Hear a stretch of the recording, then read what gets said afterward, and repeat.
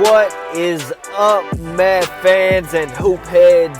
Hope your vibes are immaculate today. I'm AG, your host, owner, CEO, director, manager, and all that. Welcome on into another episode of Mavs Rundown. Appreciate you for listening. And today is the playoff preview pod. What is up? I'm gonna go ahead and I'm gonna dive in this matchup for you. Because seeing that we don't play till Saturday at noon, I want to go ahead and give you a breakdown today. I'm gonna throw in an episode hopefully coming up here the next couple of days with a special guest, and we'll go over different things and prediction of other things in the other games in the NBA. Of course, the other playoff games going on because it's going to be a very interesting first round all around the whole league. So that's definitely going to take a deep dive into those and give of course, predictions, awards, all that type of stuff this week. I want to try to feed that to you, and I also want to remind you, man, this coming week, man, I'm gonna do a special pod. It's my birthday on Thursday, so this week I'm doing a special pod with some homies in Vegas. Yeah, man, it's gonna be. I'm gonna have to do it officially on YouTube because that's the only way I'm gonna have to do a video one. Hopefully we can get that done. If it does end up not working out, I will still do one over audio only, just like how I'm doing it right now.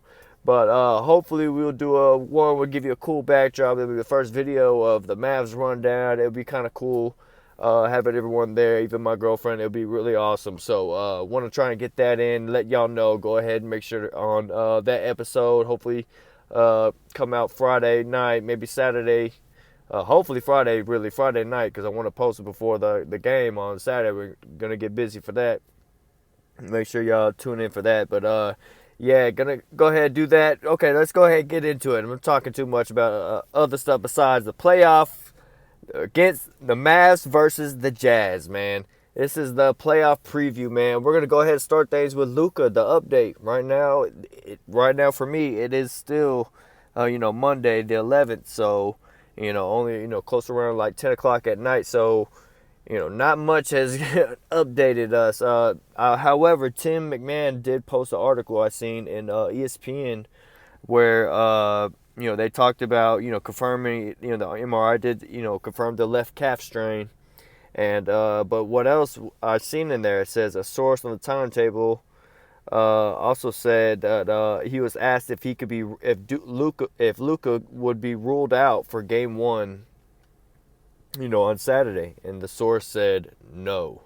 So he's basically saying, LUKA's gonna be ready no matter what. Like, hopefully that doesn't mean he's fully hobbled, because we know left calf strain, the calf is all connected. Which I have my homies sending me videos, which of course I know it's probably all over, social media. People posting about what calf strain means and things like that, and how it's also connected to the Achilles and those type of injuries and things like that. And it's definitely a scary injury, and some we've got to be precaution with it, or take precaution within. Of course, the Mavs are. They're gonna, he's the $200 million max man now, so they're definitely gonna make sure he's good for the long haul. So honestly, if that means sitting him one game, or maybe two, hopefully not two, but at least a game or so, like for the long haul, you have to be for it, because honestly, we need this man for years to come. So we're gonna have to suck it up. And that's why we got these other players. Hopefully they can step up while he's gone and do that. But otherwise, man, I think even with LUKA playing, he'll still be at a good percentage. Because if he plays, he doesn't rely on super athleticism, and so he doesn't need to do too much. So if he's a little bit hobbled, I think he's still big-bodied enough to get around and get into the paint. And that's basically what we need him to do. And he's still big, 6'7", 6'8", and so can make a lot of these passes even without, full leg power. I don't think it'll be much. It'll be of course it'll be an adjustment, but I think he'll still be effective, basically what I'm saying.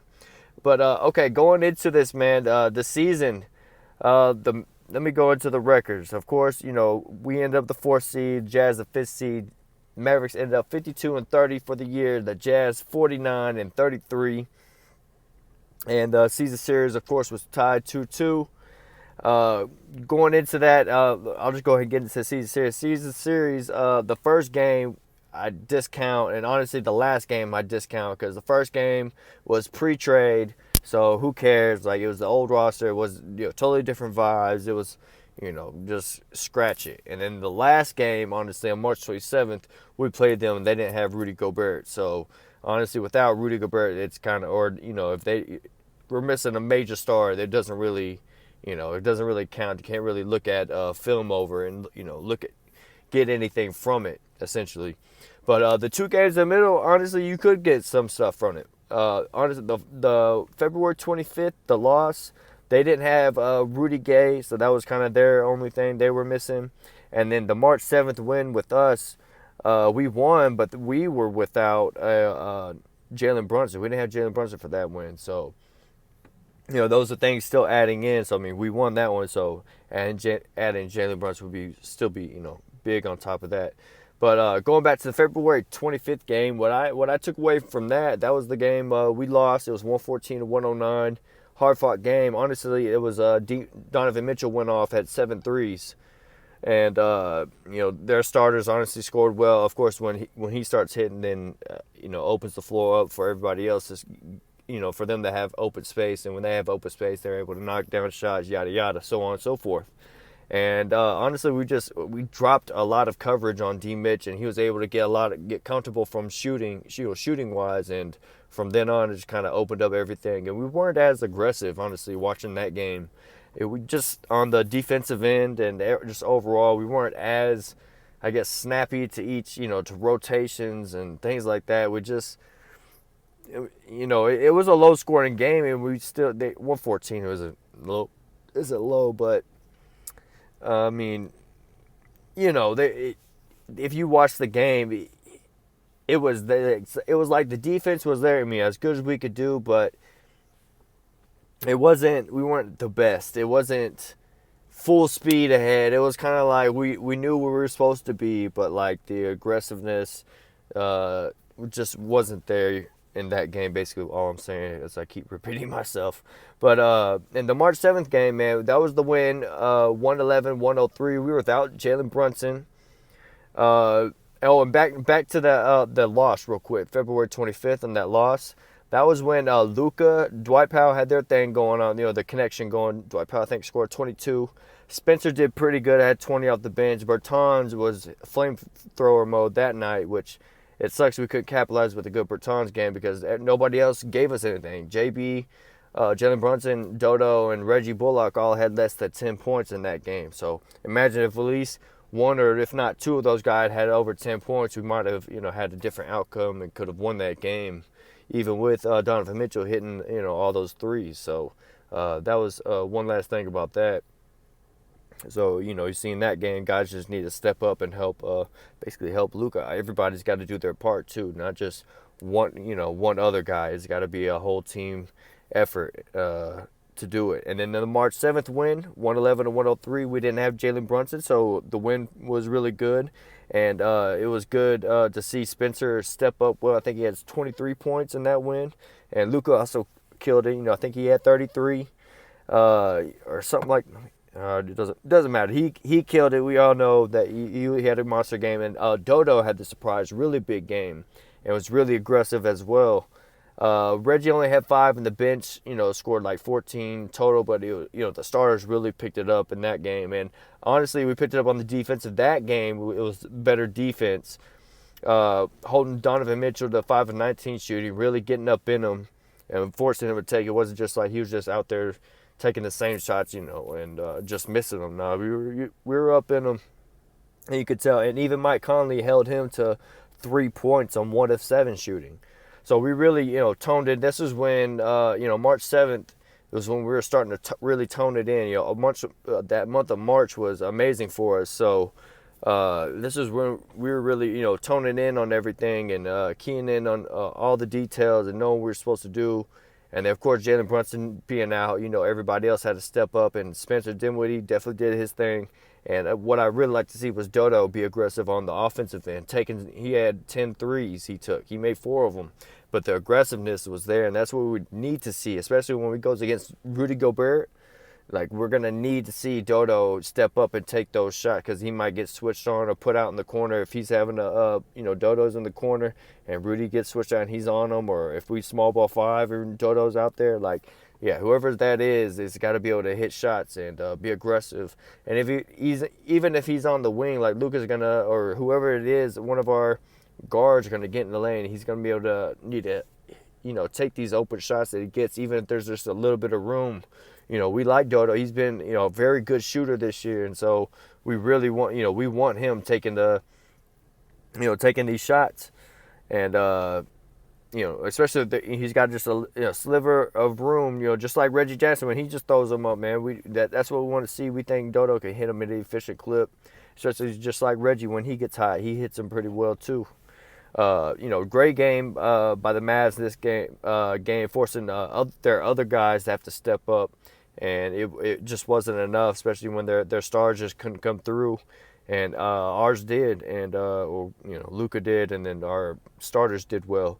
Spencer and Dodo really stepped up, over 20 points each, so that was really good. And of course, at the game after that, of course, that was we beat them, but they didn't have Rudy Gobert, so that wasn't really anything. And then really in both these games, the second half, each team stepped it up on both sides. It was that second half, going into halftime, things might have been, just kind of murky in the middle. And the second half, both teams, you can look at the stats, they kind of, both whoever won the game, really stepped it up in the second half. So, Mavs are going to continue this energy that we usually have, which we've seen missing from the Mavs the last couple of years, when it seems like they don't show up in the third quarter. And then sometimes now it's like completely opposite, where we show up now. It's like hit the switch at halftime, and third quarter, fourth quarter, we buckle up and get after it. And that's what we need to have, especially this series against a very gritty and tested team. They've been in the playoffs. They've been they made it all the way to the conference finals maybe one year, and then at least the semis a few times. So we really want to make sure we're prepared and we're aggressive, because that's what we're going to need against these guys. And before I get into my points of emphasis, hold on, I got a quick other stat. Why I think the Mavs, honestly, we have all the momentum, especially if you've been keeping up with the NBA guys. All the momentum is in the Mavs' favor. And I looked up these stats, and in the last 20 games, Mavs are 15-5. Jazz are 10-10. That's pretty good. And then I looked at the last 25 games, which is, right after the trade deadline, essentially. Mavs are 19-6. Jazz are 13-12.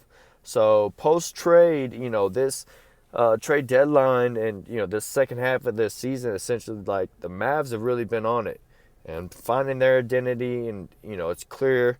And honestly, we're looking like the well-oiled machine now that the Jazz, mainly are known for, with their offense. And that's, honestly, now with the three guards that we have, it's, looking great. And now all the momentum, it seems like everything started clicking for us. And now the momentum has swayed in our favor, in which carried us up to the 4th seed. Now we have home court advantage, which is why the game's going to be here at the, AAC in Dallas on Saturday at noon. It's going to be awesome. It's going to be bumping.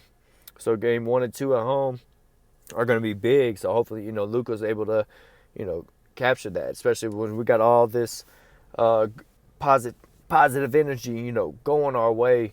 We definitely want to capitalize. All right, next up, I'm going to go ahead and give y'all my points of emphasis. And I'm going to finish it off with my prediction, man. I'm going to give y'all my prediction on this game, and, what else is going to go down, and what I think is going to go down. I mean, I hope it goes down. All right, now I'm back with the 3 points of emphasis. Now, these are like the 3, really 4, because I'm cheating. Because, honestly, the first one is the obvious one, the availability of LUKA. Like, is he going to be available? Because, if they're saying up to 14 days, that's almost the whole first round. We don't need that. Hopefully not that. But, we need to know, is he going to miss, the first game, whatever, and how healthy is he going to be. But honestly, if he's healthy enough to just get on the court and play, obviously healthy, not just hobbling out there, but healthy enough to get out there and actually play. I think he could still be effective because no one on their squad could stop him from getting in the paint.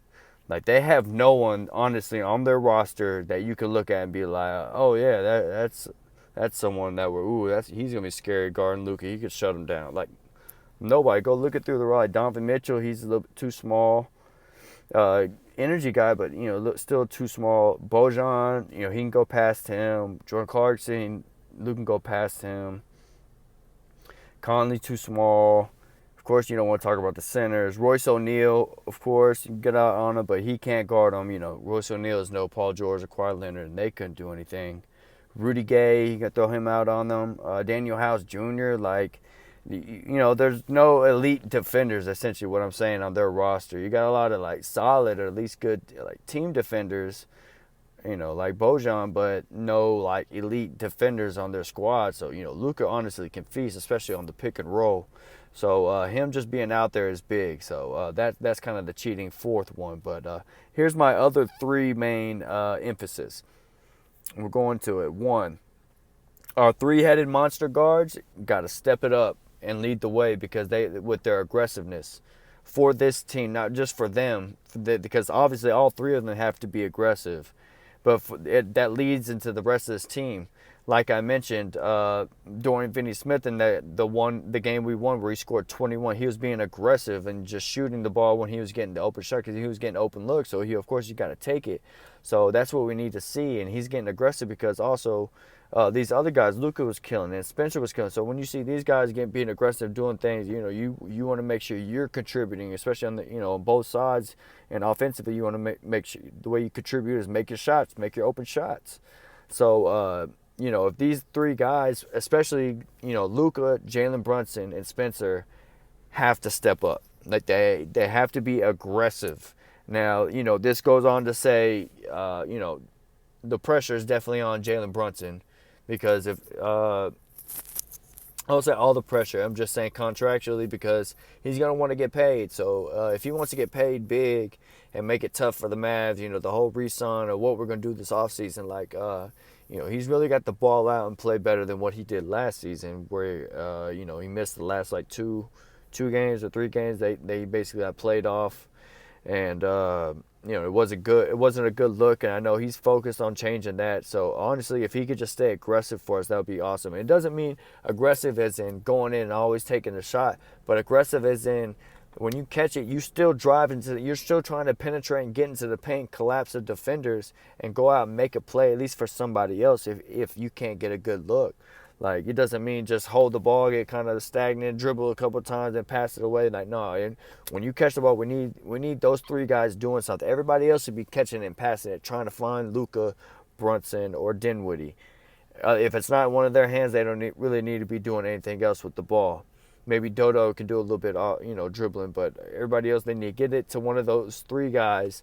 And when those three guys get the ball, they need to be aggressive with it. They have to. In the games I watched, Spencer was, super aggressive. He averaged, he's probably averaging 20 in those 2 games. It's 20 points in a 23-point game. Like, he was being aggressive in those games, and that's what we need to see. He was shooting really good from 3 too, efficient clip. So hopefully that also translates and carries over. But some of the shots he gets, I feel like he can get, any time. So it's just on a point of fact of can he make them, that night or not. And still the penetration game is, for these 3 guards is crucial because they just got to be able to collapse the lane, make, Rudy or some of these guys, come on in. And then we're hitting guys open, crazy. Or LUKA, usually he's getting right past the guard and making, Rudy have to decide, like, oh, is he going to step up or not? And he's hitting him with the floater, or he's dishing it off, net for a, open 3, and, or dishing it off, Dwight Powell for the oop. So, yeah, those 3 guys step up and lead the way with their aggressiveness. It'll open it up. I think it will be better for the rest of the team because then that shines, the light for Dodo and Reggie, those type of guys to step up and come in, hit threes. And also even guys off the bench like Bertans in the one game had, I think it was like 17 or whatever it was with the 5 threes he made. And in that game, and he hopefully we can get a flamethrower like night like that, in the playoffs, and it could really help us and boost us in the game. So we need everybody to step up, especially those led by our three-headed monster guards, and yeah, that's my first point of emphasis. Now moving on, the second one is the three-point coverage that we do. We cannot drop our bigs, like especially like Dwight Powell. That's what we were doing on screens when D. Mitch went off in that the first game I talked about, where he had the 7 threes. That was big, and Dwight Powell was dropping on a lot of those, and guys just weren't stepping up on their really on the rotations, and then even just getting around the screen, hard enough just to really get a hand and bother the shot, or maybe even contest the shot, make him move away from shooting a three around these screens that they're setting for him. So guys just got to do better and stay on top of their game plan. And, I really like it when these guys I call it like airplane mode, when, they're really flying around, when we're really connected, and you see it, especially in the game that we won against them, you see it on the defensive end, like where the guys, like, they see where they're supposed to go. The ball's about to be swung around, and you can pause and see guys like their arms are already out because they're trying to, catch their momentum, and then also plunge and start running, and their arms are kind of flailing out to the side, and it's like, they're doing an airplane. So, they're like in airplane mode, trying to, fly out to get to the next defender and, put up a contested shot, or, get the, guard the next guy who's getting to get the ball. So we just got to make sure we are crisp on those rotations and on the ball screens, making sure we step up, especially when D. Mitch has the ball, when Donovan Mitchell has the ball, because he's killer on those around the screens, popping threes out there. As soon as he gets off, especially when those big old Rudy Gobert screens, if he gets any sliver of room, he can pull that thing. And if he lights up and catches fire, that's going to be no bueno for the Mavs. So they got to be very, very crisp on their rotations. They're very good at moving the ball. So that's, even another reason why we have to be on it, on our rotations. Because when we do and we are, things are great. Because, like that second game, man, we held Donovan Mitchell and Mike Conley to very poor shooting. And that's something I feel like we can continuously do, because we're putting pressure on these other guys to really have to step up on, like Bojan for them, and Jordan Clarkson and Royce O'Neal have to really score a whole bunch. And if they're having to rely on those guys to have to score a whole bunch, then it's better for us, better for the Mavs. And my third and final emphasis, man, is hustle. We have to hustle because we're outsized.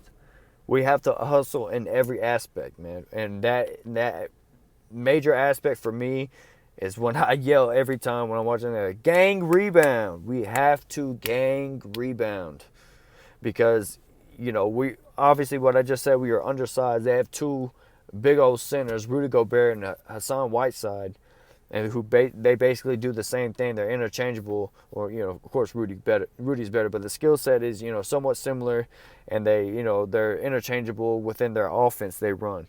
So having them out there, we have to make sure that we gang rebound, because if we're just leaving Dwight Powell or Maxey to fight Hassan or Rudy for a rebound, they're gonna lose. But all of a sudden we get 2 or 3 people, at least all going for the ball, where it's, when it's coming down, like, Dodo's coming in, you got a Reggie coming in, or a LUKA coming in, maybe, LUKA may need to chill and sit back just a little bit. But, if we had these other guys going in, usually it gets tipped around, all of a sudden we can come down with it. And that's what we have to do against these bigger guys. It's got to be a team effort.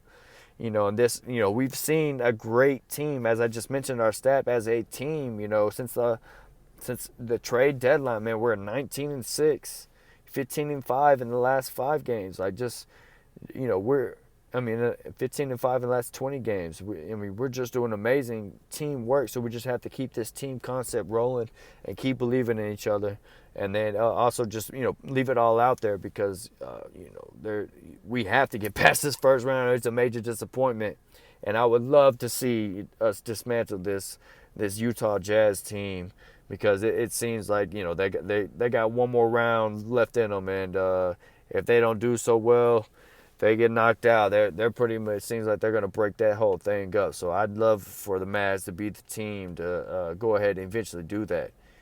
And this is only day one of me going through, looking at the games, and trying to go through, give y'all a preview of this. And I will still keep probably looking into more stuff this whole week. Might drop another pod. Of course, when I'm dropping these other pods, I'll probably have more content, more stuff to say about them. More maybe stats and stuff, minor details that I'll be able to talk about. But I feel like pretty much covered everything here except for predictions. Man, my prediction for the Mavs, man, with LUKA, especially if he's playing, he's starting game one. I got the Mavs at 6. Mavs in 6. Book it. Book it. Now, if LUKA misses game one, even game two, I still got Mavs in 7, y'all. And if LUKA wasn't hurt, if he was fully healthy, if this last game he was able to play out the rest of that third quarter, didn't have any mishap, was just fine, they pulled him out, and was whatever, I would have Mavs in 5, to be honest. I feel like nobody would have kind of this little scare. We would be fully confident, so hyped going into this series. I think Mavs would just carry this momentum and just sweep away with it. Now, hopefully, that could still happen. But I'm giving credit to the Jazz. They still are a tested team, so I think that they can get 2, especially defending their home court. It's hard for us to win there, so I think they probably get a couple there. But yeah, man, I got LUKA. I got the Mavs in 6, man. That's my prediction. That's my bold prediction, and I'm sticking to it, man. I'm sticking to it. I think the Mavs are gonna get over that hump and get past this first round blues that we've been having. And I think that happens this year, and LUKA sets up a new trajectory. Well, we're now talking championship. So, title, contenders for years to come now after this, finally getting that monkey off your back. I think he does it this year, and we win against the Jazz. And real quick before I let y'all go, just to talk about, the injury, which I missed, didn't get to mention the first part or last night's pod even, about LUKA being pulled for that last part. And honestly, all these people mad, like hindsight is always 2020. Now, some people might have been genuinely mad that he was still playing in the second half. But honestly, when you're a coach and your guys are going to have like a 5-day break, like almost a week break, like, yeah, you got to keep them in rhythm. Even that's what kids said. Like, you got to keep them in rhythm. So you can't just, play in first half and then, not. Granted, other teams were sitting their players, but none of them are playing like us, man. Like, I feel like it was just one of those things that it just happened. Maybe he could have played him less, but in the situation, we're still trying. He was in the third quarter. Honestly, anything could have happened for the New Orleans game, even though they were up and all that stuff, which could have been a time to pull. But I feel like it was just a freak accident. Ish happens. It is what it is. But honestly, I had no ill feelings towards Jason Kidd for not pulling LUKA yet or anything. I honestly agreed. I felt like he should have played.